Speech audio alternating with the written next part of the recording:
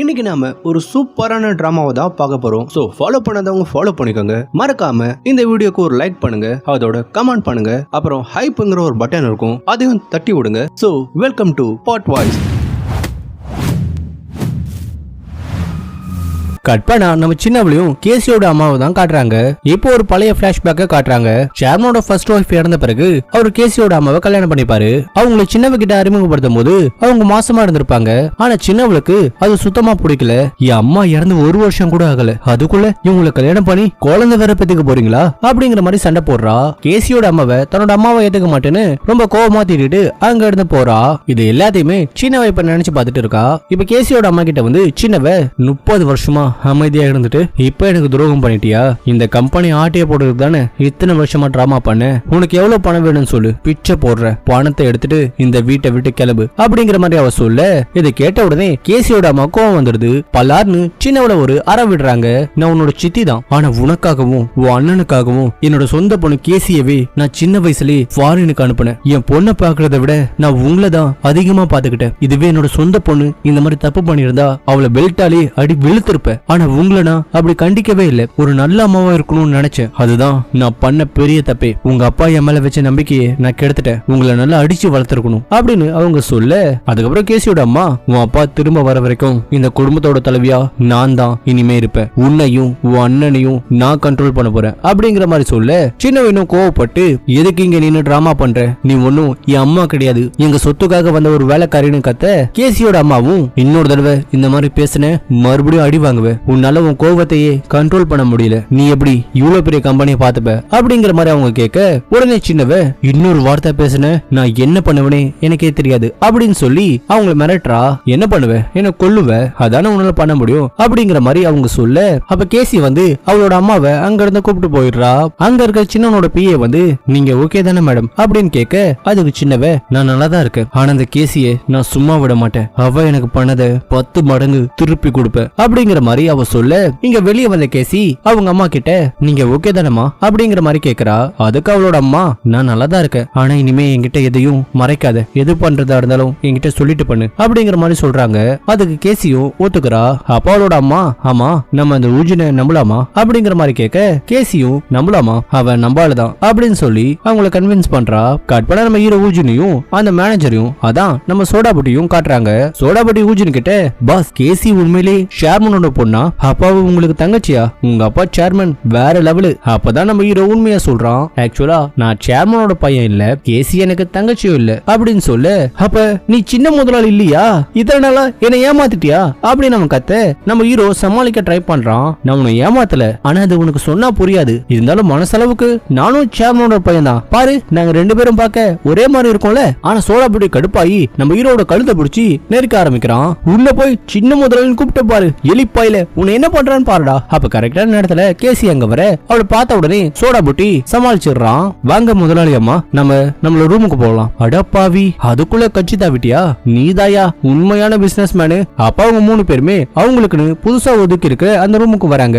இங்க பாருங்க, நம்ம சிஎஸ்ல இருக்கிற மத்த எம்ப்ளாயிஸோட மனசை மாத்தணும். நம்மளோட முதல் டார்கெட்டே சின்னவளோட அந்த பேட்டரி ப்ராஜெக்ட் தான். அவளே வந்து நம்ம கிட்ட கெஞ்சணும் அப்படிங்கிற மாதிரி நம்ம கேசி சொல்ல, உடனே நம்ம சோடாபுட்டி மறுபடியும் கேசிக்கு ஐஸ் வைக்க ஆரம்பிச்சிடுறான். எஜமானி அம்மா, நான் மேனேஜரா இருந்தப்ப உங்களை ஏதாவது திட்டி இருந்தா என்ன மன்னிச்சிடுங்க. நீங்க இன்டர்னா வந்தா போவே எனக்கு தெரியும் நீங்க திறமையான பொண்ணுன்னு அப்படிங்கிற மாதிரி அவன் பயங்கரமா வலிறான். நம்ம ஹீரோவுக்கு இது பார்க்கவே கடுப்பா இருக்கு. ஆரம்பத்துல இவன் என்ன முதலாளின்னு கூப்பிட்டான், இப்ப உன்ன கூப்பிடுறானா? கட்சி மாற்றத்துல நீ கில்லாடிதான். உடனே சோடாபுட்டி கோவம் வந்து, டேய் ஹூஜின் பையலே, நீ பேசாதடா. நீ சேர்மனோட பையனு போய் சொன்னதாலதான் நான் எஜமானி அம்மா கிட்ட முரட்டுத்தனமா நடந்துகிட்டேன். மறுபடியும் ஹீரோ அடிக்க போக உடனே கேசி குறுக்க வந்து அவனை தடுத்துடுறா. மேனேஜர், நீங்க எங்க டீமுக்கு சப்போர்ட் பண்றதுக்காக தான் நான் தான் அவங்க கிட்ட சேர்மனோட பையனு போய் சொல்ல சொன்னேன். நம்ம கேசி ஹீரோவுக்காக பழி ஏத்துக்கிறா. நம்ம ஹீரோக்கு ஒண்ணுமே புரியல. நான் எப்ப அப்படி சொன்னேன் அப்படிங்கிற மாதிரி ஹீரோ கேட்க, கேசி அவனுக்கு காலை மிதிச்சு அமைதியா இருன்னு சொல்றா. கட் பண்ண பெரியவனோட மனைவியை காட்டுறாங்க. அவனோட மனைவி அவன் முன்னாடி பயங்கரமா டிராமா போடுறா. என்ன மன்னிச்சிடு, நான் இன்னும் கொஞ்சம் கவனமா இருந்திருக்கணும். சின்னவதான் என்ன மிரட்டினா. நீ உன் அப்பாவை கொல்ல பார்த்தனும், கம்பெனியோட பணத்தை திருடணும், அவ வெளியே சொல்லிருவனு என்ன மிரட்டினா. அதனாலதான் வேற வழி இல்லாம நான் அவளுக்கு சப்போர்ட் பண்ணேன் அப்படிங்கிற மாதிரி அவன் அடிக்க, இவனும் அதை நம்பிடுறான். இப்ப அவ வெளியே வந்து அவளோட அப்பாவுக்கு கால் பண்ணி பேசிட்டு இருக்கா. நான் என் புருஷனை சமாளிச்சிட்டேன்பா, நீங்க கவலைப்படாதீங்க. ஆனா அந்த டைரக்டர் தான், அந்த கேசி தான் சேர்மனோட கடைசி பொண்ணுன்னு எல்லாரும் முன்னாடியும் அறிமுகப்படுத்திட்டான் அப்படிங்கிற மாதிரி நடந்த எல்லாத்தையும் சொல்லிட்டு இருக்கா. இதை நம்ம பெரியவன் கேட்டுடுறான். அப்போ ஒரு பிளாஷ்பேக்க காட்டுறாங்க.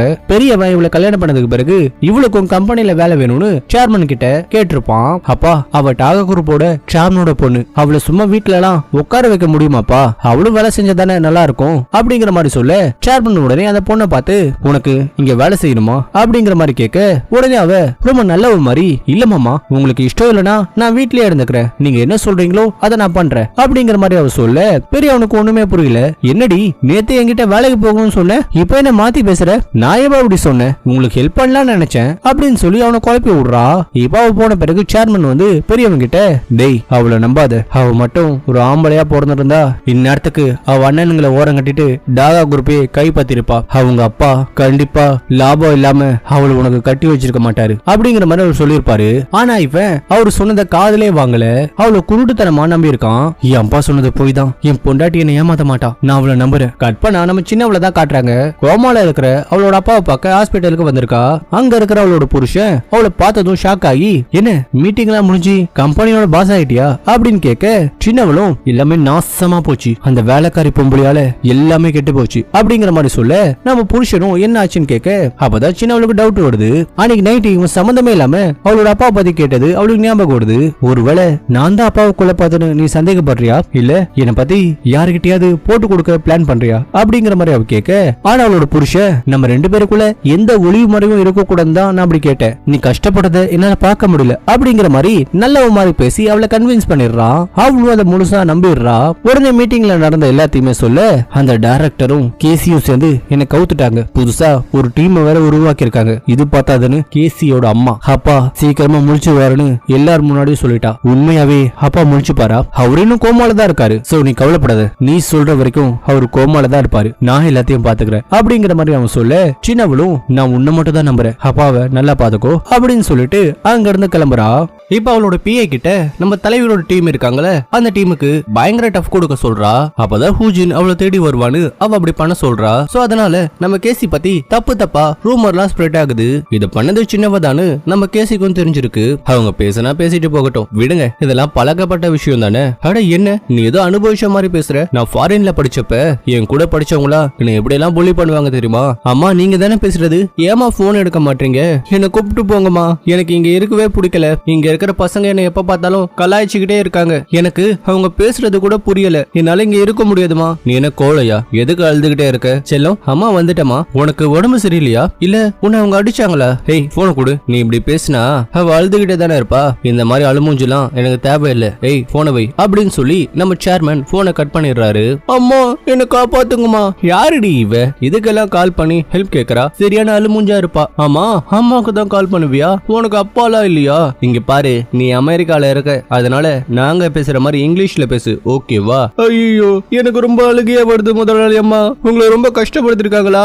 அது ஒன்னும் அவ்வளவு பெரிய விஷயம்லாம் இல்ல. இல்ல நீங்க ரொம்ப கஷ்டப்பட்டிருக்கீங்க, அதை நினைக்கும் போதே எனக்கு அழுகையா வருது. இல்ல உண்மையாவே அது ஒன்னும் அவ்வளவு பெரிய விஷயம் இல்ல அழுகுற அளவுக்கு. ஏமா நீ அவங்க கிட்ட வம்பு பண்ணாம இருந்ததாலதான் அவங்க அதுக்கப்புறம் உன்னை எதுவும் பண்ணலன்னு நினைக்கிறியா? ஆமா அதனாலதான். ஓ அதனாலதானா? ஆனா உண்மை என்னன்னா, நம்ம கேசி போன் பண்ணி அழுவுன பிறகு நம்ம சேர்மனும் நம்ம டைரக்டரும் வந்து அந்த பசங்களை பயங்கரமா மிரட்டி விட்டுருக்காங்க.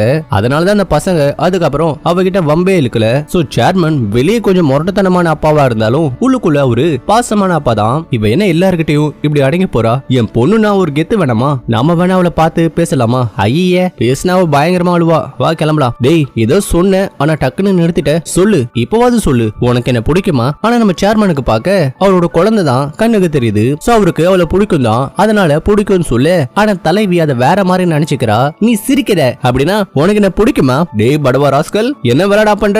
ஏய் இப்படி சிரிச்சா அது பிடிக்கும் தானே அர்த்தம். எல்லார்கிட்டையும் இப்படி இழிச்சிட்டு இருக்காது, அப்புறம் எல்லாரும் உன் பின்னாடி சுத்துவாங்க. என்ன நடக்குதுங்க? ஓ இதுக்கு பேர் தான் பொறாமையா? உன்கிட்ட சொல்றதே வேஸ்ட். ஒரு சாதாரண மனுஷனால பீனிக்ஸ் பறவையோட நோக்கத்தை புரிஞ்சுக்க முடியுமா? டேய் டிராகன் ராணியோட மூஞ்சியா தோடுற? டிராகன் ராணியா? டேய் ஐஸ் வைக்கலாடா, ஆனா இப்படி ஏக்கர் கணக்குல ஐஸ் வைக்க கூடாது, புரியுதா? டிராகன் சொன்னது கொஞ்சம் ஓவர் தான். இல்ல ஓவர்லாம் இல்ல, நீங்க கரெக்டா தான் சொன்னீங்க. அப்ப நம்ம பெரியவனோட டீம் அங்க வந்து, அட உன் பேரு ஃபேன்ஜியா, எப்பவுமே பேசிக்கிட்டே இருப்ப, அதோட எங்களை எப்ப பார்த்தாலும் இம்ப்ரெஸ் பண்ண ஏதாவது பண்ணிக்கிட்டே இருப்ப, அதுவும் அதுவும் நீ சரக்கு ஊத்தி கொடுப்பல அது வேற லெவலு. என்ன சரக்கு ஊத்தி கொடுப்பாளா? ஆமா, இவ எங்க டீம் டின்னருக்கு வரும்போதெல்லாம் பயங்கரமா சரக்கு ஊத்தி கொடுப்பா. இதுல இவ நம்பர் 1. இப்ப வேற நீ ஒரு டீமோட லீடரா ஆயிட்டேன்னு எங்களை மறந்துடாத. எப்பவும் போல டின்னருக்கு வந்துரு. கண்டிப்பா சார். எம்டி இது கொஞ்சம் ஓவரா இல்லையா? அவ இப்ப டீம் லீடர், இப்படிதான் அவளை அசிங்கப்படுத்தணுமா? மேடம் நம்ம கிளம்பலாமா? நமக்கு மீட்டிங் இருக்குல்ல. நாம எதுக்கு இவங்கிட்ட பேசி டைம் வேஸ்ட் பண்ணணும்? நீங்க ஊஜின் தானே, உங்களை பத்தி கேள்விப்பட்டிருக்க. நம்ம கொஞ்சம் பேசலாமா? என்ன மேடம் நீங்க என்ன வெட்டியா இருக்கீங்களா? என் கூட பேசணும்னு சொல்றீங்க, ஆனா உங்களை பத்தி நான் கேள்விப்பட்டிருக்கேன். நீங்க ஜால்ரா தட்டுறதுல PhD முடிச்சிருக்கீங்களாமே, அதோட உங்க புருஷனோட தப்ப மறைக்க பயங்கரமா வேலை பார்க்கறதா கேள்விப்பட்டேன். அவன் கொஞ்சம் ஓவரா பேசுவான், அவனை கண்டுக்காதீங்க. ஆமா ஆமா, நான் கொஞ்சம் ஓவரா பேசுவேன். சோ எங்களுக்கு மீட்டிங் இருக்கு, நான் கிளம்புறேன் அப்படின்னு சொல்லிட்டு நம்ம தலைவர் அங்க இருந்து போக, அப்ப நம்ம பெரியவனோட ஒய்ஃப் கேக்குறா, நீங்க 2 பேரும் லவ் பண்றீங்களா? என்ன 2 பேரும் ஒன்னா ஃபாரின் ட்ரிப்புக்கு எல்லாம் போயிருக்கீங்க, அதான் கேட்டேன். சோ 2 பேரும் லவ் கிவ் பண்றீங்களா? ஜோடி பொறுத்தும் சூப்பரா இருக்கு. ஓ அதனாலதான் அன்னைக்கு டின்னர்ல இவளுக்கு சப்போர்ட்டா பேசுனியா? சரி சரி வாங்க போலாம். நாம எதுக்கு இந்த தோத்தாங்குலிஸ் கிட்ட பேசணும் அப்படின்னு சொல்லிட்டு அவங்க அங்க இருந்து போக, அப்ப நம்ம தலைவனுக்கு GF சொல்யூஷனோட பாஸ் கிட்ட இருந்து கால் வருது. சொல்லுங்க கிம், நான் சொன்னதை பண்ணிட்டீங்களா? நீ சொன்னதை பண்ணிட்டேன். அவங்க திடீர்னு சப்ளையை கட் பண்ணாங்க. நம்ம 1000 டன் லித்தியம் ஆர்டர் பண்ணோம்ல, அப்படி இருக்கு. ஏன் அவங்க இதை கேன்சல் பண்ணாங்க? லித்தியமோட விலை குறையறதுனால சப்ளைட்ஸ் எல்லாம் நம்மள காலி பண்ண பாக்குறாங்க. கான்ட்ராக்ட நம்ம கண்டினியூ பண்ணலாம்னு பார்த்தோம், ஆனா அவங்க அதை இழுத்தடிச்சுக்கிட்டே இருந்தாங்க. அப்பவே எனக்கு டவுட் வந்தது, ஆனா நாங்க ஏமாந்துட்டோம். எங்களை மன்னிச்சிருங்க. என்ன ஈஸியா மன்னிப்பு கேட்கிற? இதால எவ்வளவு நஷ்டம் வரும்னு உனக்கு தெரியுமா? நம்ம வேணா அந்த புது EV பேட்டரியோட லான்ச்சை தள்ளி வைக்கலாமா? என்னது தள்ளி வைக்கணுமா? எல்லா இடத்துலயும் விளம்பரம் பண்ண இருக்கும். நம்ம அதை சொன்ன நாளுக்குள்ள அதை லான்ச் பண்ணலனா எவ்வளவு கேவலமா போயிடும் தெரியுமா? சரி வேற ஏதாவது வழி இருக்கா? வேற ஒரு சப்ளையர்ஸ் நாங்க தேடிட்டு இருக்கோம். கட் பண்ணா சேர்மனோட கேபின்ல நம்ம தலைவன் உட்கார்ந்துகிட்டு இருக்கான். நம்ம டைரக்டர் தலைவனுக்கு டீ ஊத்தி கொடுக்க, அப்ப நம்ம கேசி வர உடனே அவங்க சீட்டை சேஞ்ச் பண்ணிக்கிறாங்க. ஆமா நீங்க 2 பேரும் எப்ப இவ்வளவு க்ளோஸ் ஆனீங்க? அதுவா அந்த யுலுவியா ப்ராஜெக்ட்ல நம்ம டைரக்டர் தான் ஹெல்ப் பண்ணாரு, அதுக்கு தேங்க்ஸ் சொல்ல தான் வந்தேன், வேற ஒண்ணும் இல்ல. சரி என்ன விஷயம்? டைரக்டரை பார்க்க வந்திருக்க? அதுவா அந்த டாகா குரூப்ல இருக்கிற சேர்மன் இருக்கார்ல, அவரு நம்மள தேடிட்டு இருக்காரு. அவரு மட்டும் இல்ல, அந்த சின்னவளும் நம்மள தேடிட்டு இருக்கா. அதான் அதை ஆஃப் பண்ணலான்னு பாக்குறேன். ஏய் அப்படிலாம் பண்ணாத, நாம தான் அதை பண்ணோன்னு அவங்களுக்கு தெரியணும். அது தெரிஞ்சாதான் ஹார்ட்டும் சூடு பிடிக்கும். கட் பண்ணா சின்னவளை காட்ட, அவளுக்கு இப்பதான் அந்த யுலுவியா விஷயமே தெரிய வருது. மேடம் யுலுவியால டாகா குரூப் ஒரு கம்பெனியை வாங்க பார்த்திருக்காங்க. அது லித்தியம் இருக்கிற ஒரு கம்பெனி தான். ஆனா அந்த கான்ட்ராக்ட் ஸ்மைல் கம்பெனின்னு ஒரு கம்பெனி எடுத்துட்டாங்க. அந்த ஸ்மைல் கம்பெனியோட ஓனர் யாருன்னு கண்டுபிடிச்சிங்களா? இன்னும் இல்ல, அது ரொம்ப சீக்கிரட்டா இருக்கு. நீங்க என்ன பண்ணுவீங்களோ தெரியாது, அவங்களுக்கு முன்னாடி நீங்க அதை கண்டுபிடிக்கிறீங்க அப்படிங்கிற மாதிரி சின்னவ சொல்ல, கட் பண்ணா டாகா குரூப்போட சேர்மனை காட்டுறாங்க. அவரும் அந்த கம்பெனியோட ஓனரை கண்டுபிடிக்க ட்ரை பண்ணிட்டு இருக்காரு. அப்பா இந்தாங்க, அந்த சின்னவ நிலக்கரி ப்ராஜெக்ட் நம்ம கிட்ட கொடுத்துட்டா. எப்படி இதை வாங்கின? அவ அப்பாவை கொலை பண்ண பார்த்தா, சோ அவளை பிளாக்மெயில் பண்ணி நான் அதை வாங்கிட்டேன். சூப்பரா பண்ண, ஆனா நாம இதோட விட்டுற கூடாது. அப்ப நம்ம பெரியவன் இருக்கால, அவன் கால் பண்றான். கால் பண்ணி அவனோட மாமனார் கிட்ட பேசணும்னு சொல்றான். ஏய் அப்பா இப்ப ரொம்ப பிஸியா இருக்காரு, அதோட நான் வெளியே இருக்கேன், அப்புறமா பேசலாமா அப்படின்னு சொல்லி காலை கட் பண்ணிடுறா. அவளை ஃபாலோ பண்ணிட்டு தான் வந்திருக்கான். உன் புருஷனால எந்த பிரயோஜனமும் இல்ல, அவனை சீக்கிரமா கழட்டி விட்டுரு அப்படிங்கிற மாதிரி அவரு சொல்ல, இவ்வளவு ஓகே சொல்லிடுறா. கட் பண்ணா சேர்னோட வீட்டை காட்டுறாங்க. இப்ப எல்லாருமே உட்காந்து வழக்கம் போல டின்னர் சாப்பிட, சோ அந்த வீட்டுல இருக்கிற எல்லாருமே அவங்களுக்கு பிடிச்ச டிஷ்ஷை தானே சாப்பிடுவாங்க. ஆனா இப்ப அந்த மாதிரி எதுவும் சமைக்கல போல, எல்லாருக்குமே ஒரே ஒரு டிஷ்ஷை தான் சமைச்சு வச்சிருக்காங்க. உடனே சின்னவ என்ன இதுன்னு கேட்க, முதலாளி அம்மா தான் இதை சமைக்க சொன்னாங்க. முதலாளி அம்மாவா? யார் அது? வேற யாரு? நான் தான். இனிமே நான் என்ன சொல்றேனும் அதை தான் நீங்க பண்ணணும், புரியுதா? ஒழுங்கா இதை சாப்பிடுங்க. என்ன ஓவரா பண்றீங்க? ஓவரா தான் பண்ணுவேன், ஏன்னா நான் தான் இந்த வீட்டோட முதலாளி அம்மா. சோ நான் சொல்றத மூடிக்கிட்டு பண்ணு. உனக்கு சாப்பாடு பிடிக்கலனா இடத்த காலி பண்ணு அப்படிங்கிற மாதிரி கேசியோட அம்மா சொல்ல, உடனே அவங்க அங்க இருந்து போறாங்க. அவங்க போன உடனே நம்ம பெரியவனோட ஒய்ஃபும் அங்க இருந்து போக பார்க்க, அப்ப நம்ம கேசியோட அம்மா வந்து பெரியவனோட ஒய்ஃபை பார்த்து, இங்க பாருமா, நீ என்ன வேணா பண்ணிக்கோ, ஆனா உன் புருஷனை ஏமாத்த பார்க்காத, அவங்கிட்டயாவது நல்லவளா நடந்துக்கோ, உங்க அட்வைஸுக்கு நன்றி அப்படின்னு சொல்லிட்டு அவ அங்க இருந்து போக, அப்ப பெரியவன் கேக்குறான், என்ன உங்க ஆட்டோ கொஞ்சம் ஓவரா இருக்கு, ரொம்ப ஆடுறீங்க, பார்த்து இருந்துக்கோங்க அப்படின்னு சொல்லிட்டு அவ அங்க இருந்து போக, அப்ப அவனோட ஒய்ஃபோட போனை பாக்குறான். உடனே அந்த போனை எடுத்துட்டு அதுல ஏதாவது இருக்கான்னு செக் பண்றான். ஆனா பாஸ்வேர்டு மாத்தி இருக்கு போல. அப்ப அவனோட ஒய்ஃப் அங்க வர, என் போனை வச்சுக்கிட்டு என்ன பண்றீங்க? இல்ல நீ அங்க போனை வச்சுட்டு வந்துட்ட, அதான் உங்ககிட்ட கொடுக்கலான்னு வந்தேன். சரி கொடுங்க, நான் போன் பேசணும் அப்படின்னு சொல்லி அந்த போனை வாங்கிட்டு போறா. ஒரு நிமிஷம் இரு, உனக்கே என் நிலைமை தெரியும்ல, நான் முட்டாள்தனமா ஏதாவது பண்ணுவேன் தான். உங்க அப்பா ஏதாவது சொன்னா என்னை விட்டு போயிடாத, எனக்கு நீதான் எல்லாமே, நான் உன்னை எந்த அளவுக்கு லவ் பண்றேன்னு உனக்கே தெரியும்ல, ஏன் இப்படி பேசுறீங்க? நான் ஏன் உங்களை விட்டுட்டு போக போறேன்? இல்ல சும்மா தான் சொன்னேன். சரி நான் ஒரு போன் பேசணும், பேசிட்டு வந்துடுறேன் அப்படின்னு சொல்லிட்டு அவ அங்க இருந்து போக, கட் பண்ண நம்ம தலைவன் நம்ம சோடா புட்டி அப்புறம் நம்ம தலைவி எல்லாருமே ஒரு இடத்துல டின்னர் சாப்பிட்டுட்டு இருக்க. என்னடா ஹோட்டல் இது? கேவலமான ஹோட்டலுக்கு எங்களை கூப்பிட்டு வந்திருக்க? இவன் டேஸ்ட் எல்லாம் ஓல்டு டேஸ்ட் தான், என்னோட அம்மாக்கு தான் இந்த மாதிரி இடம்லாம் பிடிக்கும். ஆமா ஆமா உண்மைதான், ஓல்டு ஃபெலோ. டேய் சோடா புட்டி, இல்ல கொஞ்ச நாளா நீ ரொம்ப ஓவரா பேசுறீ. இதுக்கு முன்னாடிலாம் நான் உன்னை எங்கேயாவது கூப்பிட்டு போனா வாவ் சூப்பரான இடம்னு சொல்லுவேன், இப்ப என்னடா மாத்தி பேசுற? டேய் என்னடா ஓவரா பேசுற? டேய் டேய் எதுக்குடா என்னோட காதை பிடிச்ச? அப்ப நம்ம டைரக்டர் அங்க வர உடனே அவனை விட்டுறான். வந்துட்டீங்களா, சரி நம்ம பேசலாமா? டேய் டைரக்டர் வந்திருக்காரு, மரியாதை கொடுக்க மாட்டியா? அட இவன் வேற நான் யாருன்னு தெரியாம பேசிக்கிட்டு இருக்கான். டைரக்டர் வாங்க. பரவாயில்ல உட்காருங்க. டேய் சோடா புட்டி உன்னை வச்சுக்கிறேன்டா. மிஸ்டர் ஊஜின் நீங்க தான் இந்த இடத்த செலக்ட் பண்ணீங்களா? நான் அதனால தான் அவனை திட்டிக்கிட்டே இருக்கேன். இல்ல இது சூப்பரான இடம், சேர்மனுக்கு பிடிச்ச இடம் தெரியுமா? இது எப்படி உங்களுக்கு தெரியும்? டேய் சோடா புட்டி பாத்தியா, நான் சூஸ் பண்ற எல்லா இடமும் வேற லெவல் இடம் தான். சரி சண்டை போடாதீங்க, எல்லாரும் பார்ட்டி என்ஜாய் பண்ணுங்க. அப்ப நம்ம தலைவனுக்கு ஏதோ ஒரு கிஃப்ட கொண்டு வந்திருக்கா போல, அதை எப்படியாவது அவனுக்கு கொடுக்கணும்னு அவன் நினைக்கிறா. ஆனா அவளால கொடுக்க முடியல. எனக்கு பாத்ரூம் வருது, நான் வெளியே போயிட்டு வந்துடுறேன் அப்படின்னு சொல்லிட்டு அவ வெளியே வர, நீ பார்க்க அழகா இருக்க, அதனால உனக்கு நான் இதை கொடுக்குறேன், இந்த வச்சுக்கோ. ஐயோ கேவலமா இருக்கே, வேணாம் இப்படி பண்ண வேணாம். இத நான் வரும்போது வழியில பார்த்தேன், அதான் உனக்கு நல்லா இருக்கும்னு தோணுச்சு, அதான் வாங்கிட்டு வந்தேன். ஐயோ காஸ்ட்லியான ஒண்ணு ரோட்ல கிடைக்குமா? நான் சும்மா ஒரு கடைக்கு போனேன், அப்ப எனக்கு இது வாங்கி கொடுக்கணும்னு தோணுச்சு. உனக்கு என்ன பைத்தியமா பிடிச்சிருக்கு? இப்படி எல்லாம் பேசினா அவன் என்ன நினைப்பான்? பைத்தியன்னு நினைக்க மாட்டானா? ஆமா உன்னை பார்த்தா பைத்தியக்காரி மாதிரி தான் தெரியுது. தனியா பேசிட்டு இருந்தா பைத்திய மாதிரி தானே இருக்கும். இந்தா இது உனக்கு தான். எனக்கா? என்ன இது கிஃப்ட்? என் அப்பா கோமால இருந்து எழுந்துறதுக்காக ஒரு டாக்டர் ஃபாரின்ல இருந்து கொண்டு வந்திருக்கல, அதுக்காக நான் உனக்கு கொடுக்குற ஒரு கிஃப்ட். ஓ அதுக்காக தர கிஃப்டா? சரி வாங்கிக்கிறேன். அப்ப நம்ம தலைவனுக்கு ஹாஸ்பிட்டல்ல இருந்து கால் வருது. அதாவது அவனோட பாட்டி காணாம போயிட்டாங்களாம். என்னாச்சுடா? பாட்டி காணாம போயிட்டாங்களா? சரி வா அவங்களை தேடி போலாம். இல்ல அவங்களுக்கு டெமண்டியா இருக்கு, சோ அவங்க எங்க போயிருப்பாங்கன்னு தெரியல. ஒருவேளை உன் வீட்டுக்கு போயிருந்தா? வீட்டுக்கா? அவங்களுக்கு என் வீடு எங்க இருக்குன்னு கூட தெரியாது, எதுக்கும் போய் பார்க்கலாம்டா. உடனே நம்ம தலைவன் அவனோட வீட்டுக்கு போய் பார்க்கறான். அதாவது ஊஜின் இருந்தால அந்த அபார்ட்மெண்ட்டுக்கு போறான். அங்க போனா அவனோட பாட்டி அங்கதான் இருக்காங்க. உடனே தலைவன் அவங்கள ஹாஸ்பிட்டலுக்கு கூப்பிட்டு போக பாக்குறான். ஊஜின் வந்துட்டியா? வா வந்து சாப்பிடு. பாட்டி என்ன சொல்லிக்காம வந்திருக்கீங்க, வாங்க ஹாஸ்பிட்டலுக்கு போலாம். இல்ல நான் போலப்பா. சரி நீ அங்கேயே நிக்கிற, வா வந்து சாப்பிடு. சரி உன் காலு இப்ப பரவாயில்லையாப்பா? வலிக்குதா என்ன? உன்னால நடக்க முடியுதா? எங்க உன் காலை காட்டு. இங்க வலிக்குதாப்பா? இல்ல இங்கயா? அந்த படுபாவியால தானே உனக்கு இந்த நிலைமை. இந்த மடச்சிக்கு இது கூட தெரியாம இருந்திருக்க. நான் எல்லாத்தையும் மறந்தா கூட என் பேர் என்ன மறக்க மாட்டேல, நான் எப்படி இதை மறந்தேன்னு தெரியலையப்பா அப்படின்னு சொல்லி அவங்க அவனோட காலை பிடிச்சு அழுவ.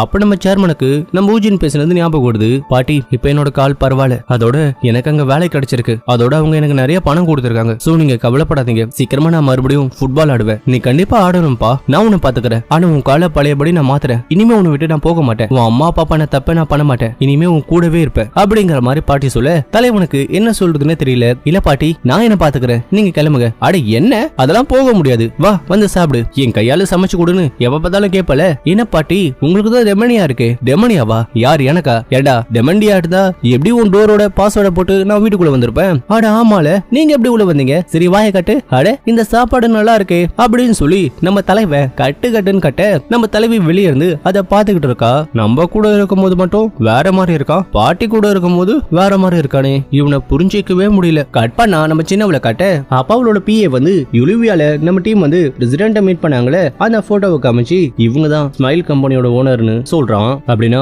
ஊஜின் தான் ஸ்மைல் கம்பெனியோட ஓனரா? உடனே நம்ம சின்னவ அவனை கால் பண்ணி வர சொல்ல, ஆனா ஊஜின் அவளை ஒரு இடத்துக்கு வர சொல்றான். உடனே அவங்க போனா அங்க நம்ம தலைவி இருக்கா. இவ என்ன இங்க பண்றா? ஆக்சுவலா நான் தான் ஸ்மைல் கம்பெனியோட பாஸ், சோ நாம பேசலாமா? ஓ அப்படின்னா எனக்கு எதிரா நீங்க ரெண்டு பேரும் கூட்டு சேர்ந்துட்டீங்களா? உங்க ரெண்டு பேரும் பத்தி நான் இப்பவே போர்ட் மீட்டிங்ல சொல்ல போறேன், பாருங்க அவசரப்படாத. நீ அப்படி எங்களை பத்தி சொன்னா நான் உன்னை பத்தி சொல்லிடுவேன். என்ன பத்தி என்ன சொல்லுவேன்? என்ன சொல்லுவேனா? நீ கம்பெனியோட பணத்தை திருடி அந்த கள்ள பணத்தை வச்சு ஒரு கம்பெனியை வாங்கி இருக்கல, அதை நான் எவிடன்ஸோட காமிச்சிருவேன். உங்ககிட்ட ஆதாரம் இருக்கா? மறந்துட்டியா? டைரக்டர் தான் அந்த ஆதாரத்தை அப்பா கிட்ட காட்டினாரு. சோ எங்க கிட்ட இன்னும் அந்த ஆதாரம் இருக்கு. நீ ஏதாவது எங்களுக்கு எதிராக பண்ணா உனக்கு எதிரா நாங்க அதை கொண்டு வருவோம் அப்படிங்கிற மாதிரி கேசி சொல்ல நம்ம சின்னவளுக்கு என்ன பேசுறதுன்னு தெரியல. உடனே ஹூஜின் கிட்ட தனியா பேசணும்னு சொல்ல இப்ப ரெண்டு பேரும் தனியா போய் பேசுறாங்க.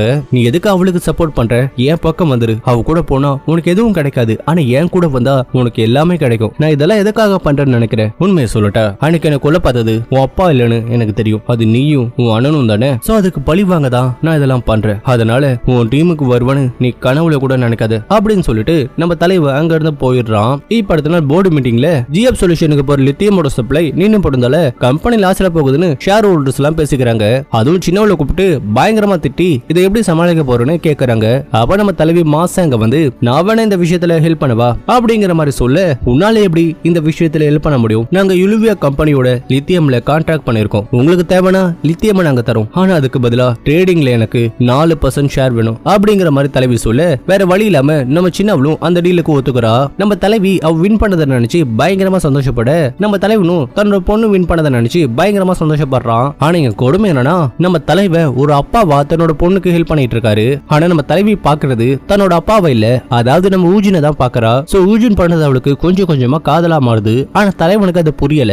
இதே நேரத்துல ஸ்மைல் கம்பெனியோட ஓனர் யாருன்னு டாகா குரூப்போட சேர்மனுக்கு தெரிய வருது. உடனே அவரு நம்ம சின்னவளை கூப்பிட அவளும் நம்ம சேர்மனை போய் பாக்குறா. இங்க பாருமா, நீ சேர்மன் ஆகுறதுக்கு நான் உதவி பண்றேன், அதுக்கு பதிலா ட்ரேடிங் கம்பெனிக்கு சிஇஓவா என் பொண்ணை நீ ஆக்குற, இந்த டீல நீ ஏத்துக்கிட்டா நான் உனக்கு ஹெல்ப் பண்றேன் அப்படிங்கிற மாதிரி அவரு சொல்ல அவளும் ஓகே சொல்ல. அப்ப இது எல்லாத்தையும் நம்ம பெரியம்மா இருக்கால அவன் கேட்டுட்டு இருக்கான். இப்ப நம்ம சின்னவ அங்க இருந்து கிளம்ப, ஏய் என்ன வேற வழியில போற, நம்ம இந்த வழியில தானே போகணும், அத உன் டிரைவர் கிட்ட சொல்லு. டேய் நீ என்னடா பண்ற, எவ்வளவு தைரியம் இருந்தா நீயும் என் மாமனாரும் சேர்ந்து என்ன முட்டாளாக்க பாப்பீங்க அப்படின்னு சொல்லி அந்த காரை வேகமா ஓட்டுறான். என்ன ஏமாத்த பாக்குறீங்களே, இப்ப நான் என்ன பண்றேன்னு பாரு, நான் காலியானா நீயும் காலி ஆயிருவ, அதே மாதிரி என்ன சாகடிக்க நினைச்சா உன்னையும் சாகடிச்சிருவேன், ரெண்டு பேருமே செத்துருவோமா அப்படின்னு சொல்லி காரை வேகமா ஓட்டுறான். இவளும் தடுக்க பாக்குறா. அப்ப அந்த கார் ஆக்சிடென்ட் ஆயிடுது. ஆனா அடுத்த செகண்டே போலீஸ் வந்து நம்ம பெரியவனை அரெஸ்ட் பண்ணிடுறாங்க. கட்பான போலீஸ் ஸ்டேஷன்ல அவனை வச்சு இன்வெஸ்டிகேட் பண்றாங்க. நான் எந்த தப்பும் பண்ணல, அவதான் என் மாமனாரோட சேர்ந்து என்ன ஏமாத பார்த்தா, அதனாலதான் ஏன் அப்படி பண்ணு அவகிட்ட கேட்டேன். அப்படியா, நீங்க எப்படி சொல்றீங்க,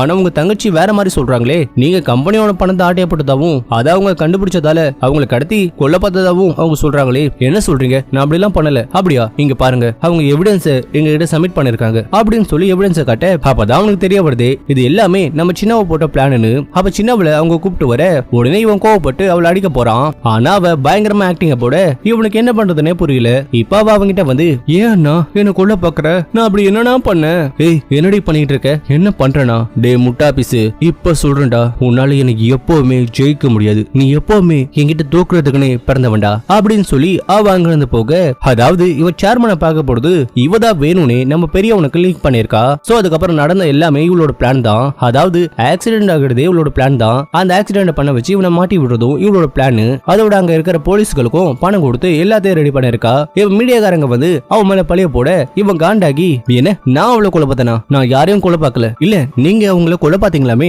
அதுவும் கம்பெனியோட படத்தை ஆட்டைய போட்டிருக்கீங்களாமே, சேர்மன் ஆகிறதுக்கா இப்படி பண்ணீங்க, அதோட உங்க தங்கச்சியும் கொலை பாத்தீங்களாமே, ஏய் என்ன பேசிட்டு இருக்க, நான் அப்படி பண்ணல, அவதான் காசு கொடுத்து இப்படி பேச சொன்னாலா. அப்ப அங்க சின்ன வர அவளை பார்த்த உடனே அவளை அடிக்கிறதுக்காக அவன் ஓடுறான். ஆனா போலீஸ் வந்து அவனை தடுத்துறாங்க. ஏய் என்ன காலி பண்ணிட்டேல, உன்னை விட மாட்டேன்டி, உன்னை கொல்லாம விட மாட்டேன். அப்ப நம்ம தலைவனும் கேசியும் அங்க வராங்க. நம்ம சேர்மன் அவரோட பையனை பார்த்த உடனே அவரோட பேரை சொல்லி பயங்கரமா கத்துறாரு, ஜிசாங் அமைதியாரு அப்படின்னு அவர் சொன்ன உடனே நம்ம ஊஜினை பார்க்க அவனுக்கு சேர்மன் மாதிரியே தெரிய, அப்பா நீங்களா, அப்பா நான் மறுபடியும் அவகிட்ட தோத்துட்டேன்ப்பா, என்ன மன்னிச்சிருங்க, நான் ஒரு வேஸ்ட்ப்பா, எல்லாத்துக்கும் என்ன மன்னிச்சிருங்க அப்படிங்கிற மாதிரி அவன் சொல்ல உடனே போலீஸ் அவனை கூப்பிட்டு போறாங்க. சேர்மனுக்கு என்னதான் தன்னோட பையன் மேல கோவம் இருந்தாலும் அவன் பையன் தானே, சோ தன்னோட பையனோட நிலைமையை பார்த்து அவர் வருத்தப்படுறாரு. ஆனா அதே நேரத்துல சின்னவளை பார்த்து பயங்கரமா கோவப்படுறாரு. ஏன்னா சின்னவ தானே அவரு கொலை பார்த்திருப்பா. அதே நேரத்துல இப்ப பெரியவனையும் ஜெயிலுக்கு அனுப்பியிருக்கா. நீ இந்த அளவுக்கு போவேன்னு நான் எதிர்பார்க்கல, என்ன கொலை பார்த்திருக்க, இப்போ உன் அண்ணனையும் ஜெயிலுக்கு அனுப்பியிருக்க, சேர்மன் ஆகிற வெறியில இந்த அளவுக்கு இறங்கிட்டியா அப்படின்னு சொல்லிட்டு இருக்கும்போது அவருக்கு பயங்கரமா தலைவலிக்குது. உஜின் என்னாச்சு உனக்கு. அதே நேரத்துல அங்க சேர்மனோட கை அசைய இந்த எபிசோடு முடியுது. இந்த வீடியோ பிடிச்சிருந்தா லைக் பண்ணுங்க, ஷேர் பண்ணுங்க, மறக்காம நம்ம சேனலை சப்ஸ்கிரைப் பண்ணுங்க. அடுத்த வீடியோல உங்களை மீட் பண்றேன்.